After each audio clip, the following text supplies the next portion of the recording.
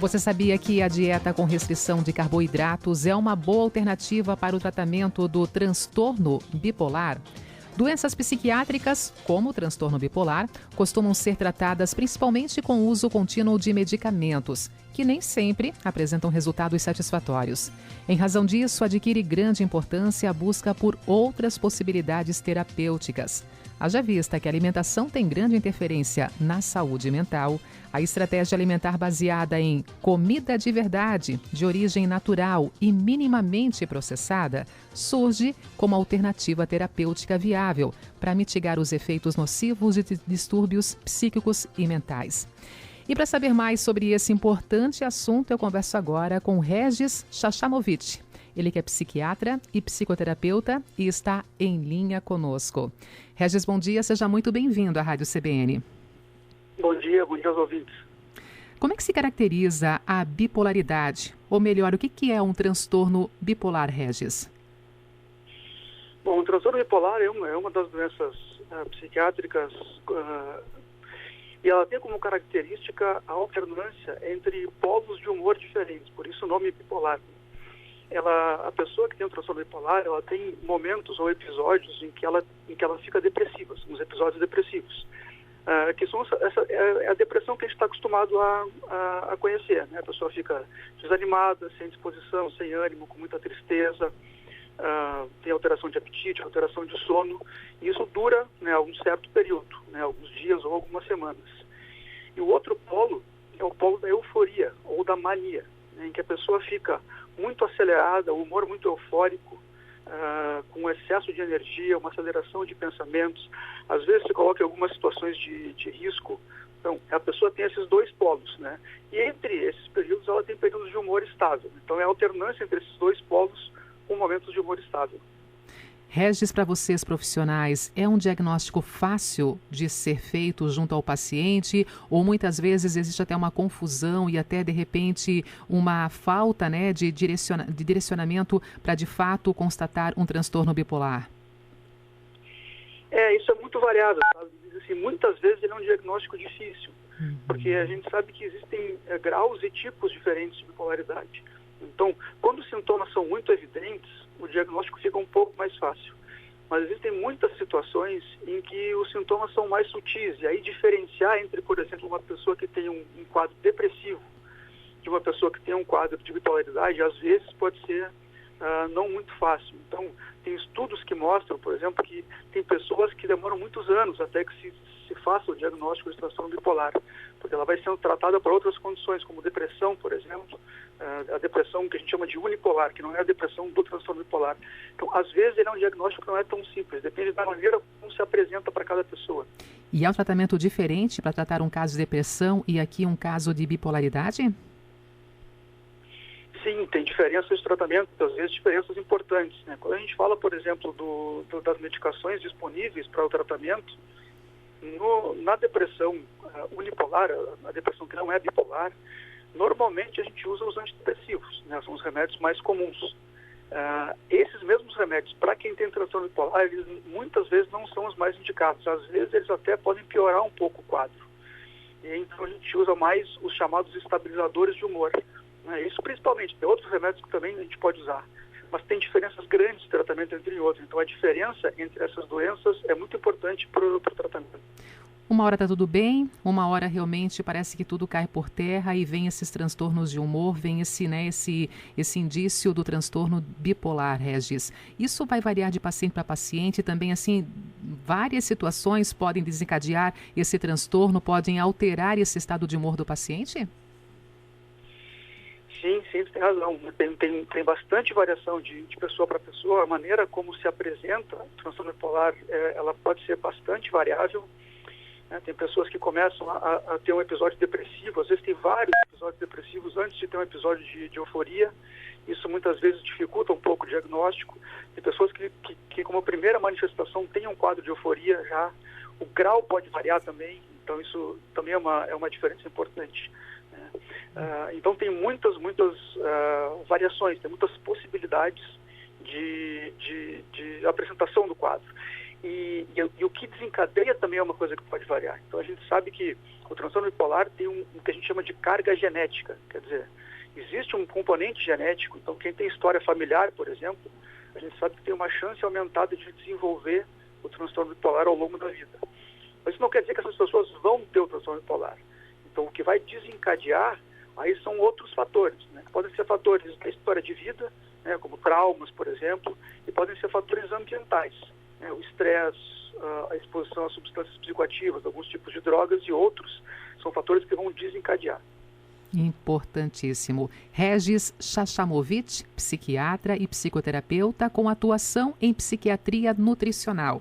E agora a gente entra nessa questão da alimentação. E eu te pergunto, Regis, como que a alimentação interfere na saúde mental? Então, essa é uma pergunta interessante. Assim, né? A gente cada vez mais tem dados sobre essa interação, né? Mas a gente sabe bem que a alimentação tem uma grande influência na saúde mental. Eu diria na saúde cerebral como um todo. A dieta cetogênica, né, que é uma das possibilidades de tratamento, é uma dieta que foi desenvolvida há exatamente 100 anos. Em 1921 é o primeiro registro de uso da dieta cetogênica. Então é algo que não é recente, né? E ela foi desenvolvida justamente como uma alternativa de tratamento para crianças com epilepsia. Então o primeiro uso da dieta cetogênica foi justamente numa condição cerebral. E é justamente uma condição cerebral, a epilepsia, que tem muitas semelhanças do ponto de vista dos mecanismos com o transtorno bipolar e com outros transtornos mentais também. Então a gente sabe há muito tempo que o poder da alimentação para a saúde mental é muito grande. Além disso, a gente também sabe há bastante tempo que o uso de medicações em psiquiatria para vários transtornos, especificamente para o transtorno bipolar, vários dos remédios que a gente usa, eles são remédios que foram desenvolvidos primariamente como remédios para epilepsia. Então, as aproximações entre os transtornos neurológicos e os psiquiátricos é muito grande. E a dieta cetogênica, ela é muito, muito eficaz para as condições neurológicas. Então, a influência da alimentação na saúde mental é algo muito grande e já conhecido há bastante tempo. E olha só, Regis, com 100 anos de existência, a dieta cetogênica, eu vou aqui enumerar os nossos ouvintes. O Fernando, o Luiz, o Maicon, a Maria, a Ivone e a Camila. Gostariam de saber o que é a dieta cetogênica, como é que ela funciona, mas principalmente o que significa essa dieta cetogênica que já existe há pelo menos 100 anos. Tá, deixa eu tentar explicar então um pouco sobre o que é a dieta e até um pouco dos fundamentos dela. Eu vou contar uma curiosidade até de como ela surgiu, para as pessoas entenderem um pouco o porquê que isso foi pensado. Naquela época, no começo do século passado, não existiam remédios para epilepsia, né? Então, isso não era uma alternativa de tratamento que existia naquela época. O que se sabia é que as crianças com epilepsia, que ficavam em jejum, às vezes de 2, 3 dias, as crises ou diminuíam muito ou até desapareciam. Então, isso era um conhecimento que já se tinha nessa época. A dieta cetogênica ela foi uma tentativa de fazer um tipo de alimentação que simulava os efeitos benéficos do jejum sem que se precisasse efetivamente ficar em jejum. Na prática, a dieta cetogênica ela é uma dieta com uma restrição da quantidade de carboidratos presentes na alimentação.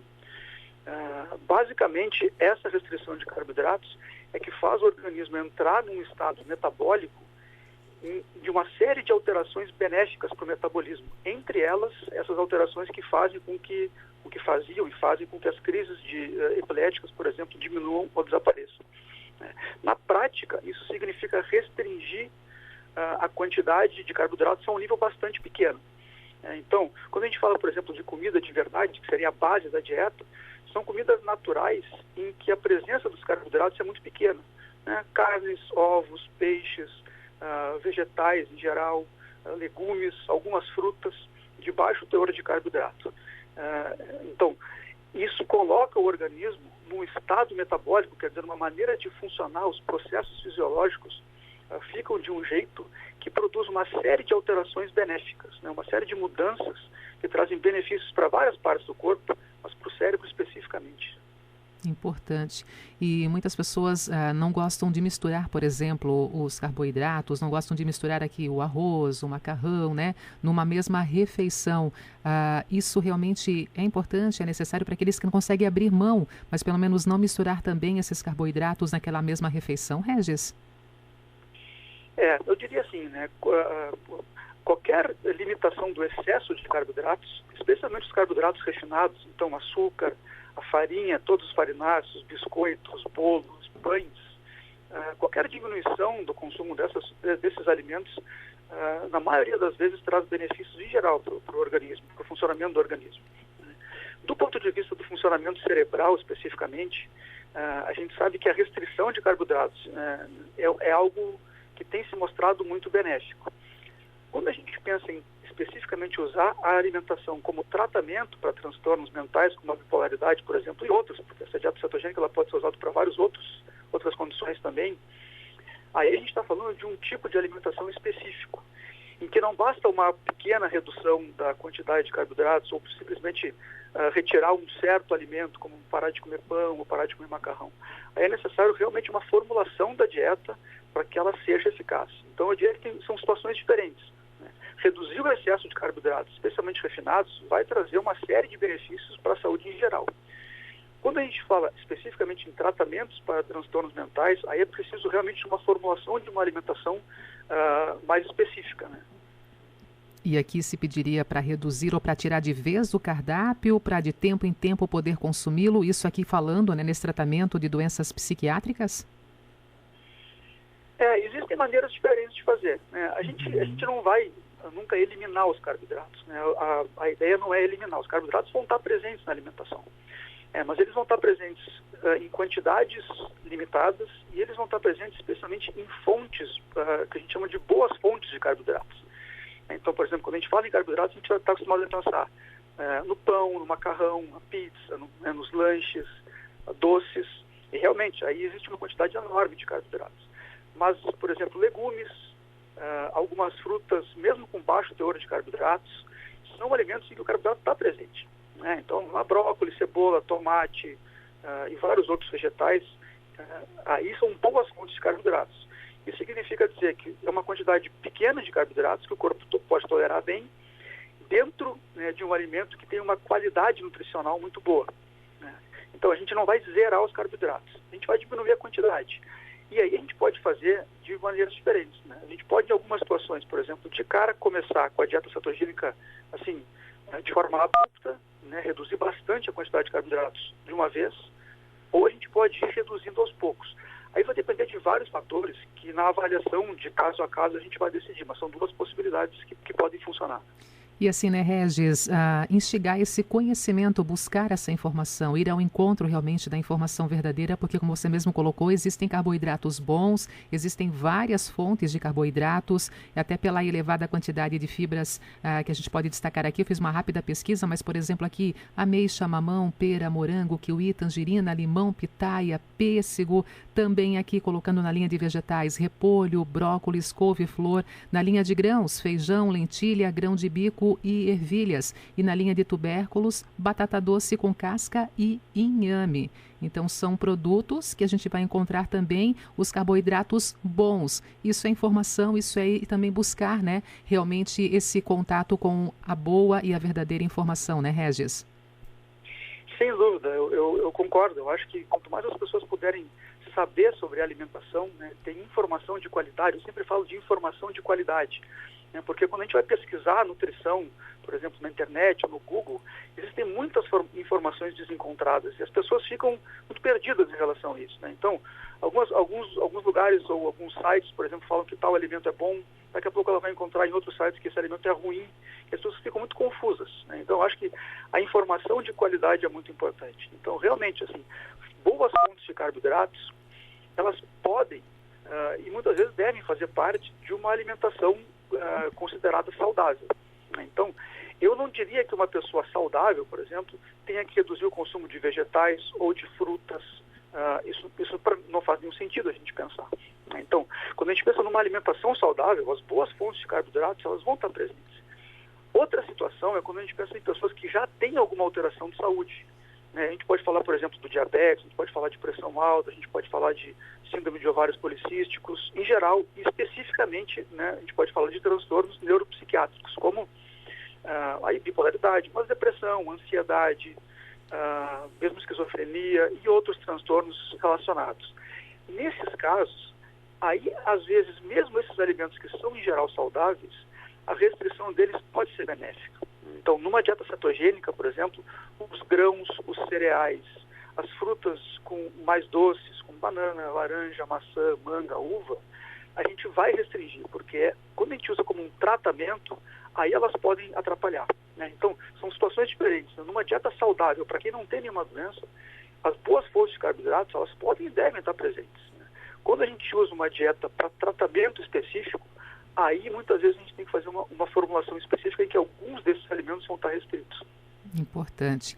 O Regis, essa dieta, né, com restrição de carboidratos, sendo uma boa alternativa para o tratamento, né, do transtorno bipolar, por exemplo, o paciente entende ele consegue compreender a importância realmente de seguir essa dieta? E muitas vezes, eu te pergunto também, é possível, seguindo essa dieta, né, realmente com uma boa orientação, até substituir o uso contínuo de medicamentos para o tratamento, por exemplo, na linha psiquiátrica? Eu diria assim, o uso da dieta cetogênica para tratamento de transtornos psiquiátricos é algo em que a literatura sobre isso está aumentando aos poucos, né? A gente tem vários trabalhos sendo feitos, né, e a perspectiva é de que trabalhos grandes venham a ser publicados no futuro próximo. A gente ainda não tem grandes trabalhos sobre isso. O que a gente sabe? A gente sabe que a dieta cetogênica atua em muitos dos mecanismos que estão presentes nas doenças psiquiátricas. E aí o transtorno bipolar é uma delas. Então isso a gente conhece bem. A literatura científica mostra bem isso. Vários mecanismos que estão na base das doenças psiquiátricas, a dieta cetogênica atua nesses mecanismos melhorando, né, de uma maneira benéfica. A gente sabe que para algumas condições neurológicas, como eu estava dizendo antes, a gente tem muita literatura que já mostra, comprova que a dieta cetogênica é bastante eficaz. E a gente tem uma prática de alguns psiquiatras, principalmente fora do Brasil, que já lidam com a dieta cetogênica em psiquiatria há bastante tempo, né, 10, 15 anos. O que a gente tem de conhecimento até agora é que algumas pessoas com a cetogênica conseguem parar os seus remédios. Isso não é uma regra, né, e a gente não pode falar isso de maneira geral, né?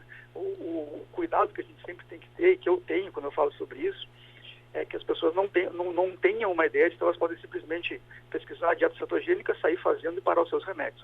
É uma situação que tem que ser feita com acompanhamento de algum profissional que tenha conhecimento sobre a sua doença e sobre a dieta, né? O que a gente vê é que, sim, existem, por exemplo, relatos na literatura médica de pessoas com transtorno bipolar que, com a dieta, puderam parar os seus remédios. O que a gente costuma ver na prática é que essas pessoas têm sempre, na maioria das vezes, um grau de melhora. Essa pode ser uma melhora muito grande e, às vezes, uma melhora não tão grande assim. A qualidade de vida costuma melhorar bastante. Então, mesmo que a pessoa não consiga parar os remédios, por exemplo, ela pode ficar com mais energia, com mais disposição. Às vezes, em decorrência do tratamento, as pessoas ganham muito peso, por exemplo. A dieta cetogênica pode combater isso. E isso dá para a pessoa uma qualidade de vida maior. Então, os benefícios, eles são variáveis, né? O fato de poder parar os remédios é uma possibilidade, mas jamais a gente pode falar isso como uma garantia. O fato de as pessoas entenderem o poder da dieta é uma coisa que está aumentando com o tempo, porque a gente não se acostumou a pensar ainda, né, que a alimentação pode ter esse potencial. A gente sempre acha que é algo secundário quando a gente fala em saúde mental. Então as pessoas ainda se surpreendem quando elas tomam contato com esse conhecimento. Mas o que eu tenho visto na prática, e mesmo em troca de ideias com colegas, esses colegas que trabalham com isso, é que cada vez mais as pessoas vão compreendendo esses mecanismos. E quando elas compreendem os mecanismos, elas conseguem botar em prática. Importante, para ficar bem claro, resumindo o que você colocou também aqui em evidência, né? Apresentando, pontuando a dieta com restrições de carboidratos, não concorre com o uso de medicamentos tradicionais. Tem que ter esse consentimento, tem que ter essa conversa entre o paciente e o profissional que estaria atendendo o paciente para o determinado caso, né, Regis? Isso é muito importante, né? Porque quando a gente fala de tratamentos que não são com remédios, e é uma coisa que eu cada vez mais tenho pesquisado e utilizado na prática, é a possibilidade de poder fazer outros tratamentos que não os remédios. é muito fácil a gente entrar no que eu chamo de uma falsa dicotomia, quer dizer, uma ideia de que a gente pode ser a favor ou contra os remédios. O que eu acho uma ideia muito complicada e perigosa. Né? A gente jamais pode ser contra os remédios. Os remédios, eles são úteis, os remédios são conhecidos há muito tempo, existe muita pesquisa científica com os remédios que a gente usa em psiquiatria. Então, eu jamais vou ser contra o remédio. Né? Os remédios, eles têm um papel importantíssimo. E uma coisa não exclui a outra. A pessoa, por exemplo, que me procura, que já está em tratamento para bipolaridade com os remédios e quer ter alguma melhora adicional, quer melhorar a qualidade de vida, ou mesmo ela quer ver se é possível ficar sem os remédios, eu jamais vou retirar os remédios no começo do tratamento. Né? Os remédios, eles vão ter um papel importante, mesmo naquela pessoa que eventualmente consiga parar os remédios, isso vai ser um processo, não vai ser uma coisa rápida. É isso aí, Regis. Muito obrigada por essa conversa, essa entrevista de hoje aqui na nossa programação. Um bom dia para você. Obrigado, bom dia para ti e bom dia para os ouvintes. A alimentação com grande interferência na saúde mental. Conversamos com Regis Chachamovitch, ele que é psiquiatra e psicoterapeuta com atuação em psiquiatria nutricional e trouxe um pouquinho mais da dieta com restrição de carboidratos, que é uma boa alternativa para o tratamento do transtorno bipolar, por exemplo. Segundo especialistas, a ciência mostra com cada vez mais dados que a dieta cetogênica é cada vez capaz aí também de atuar em diversos mecanismos responsáveis por doenças neuropsiquiátricas, assunto então em pauta, em evidência, aqui na programação da Rádio CBN.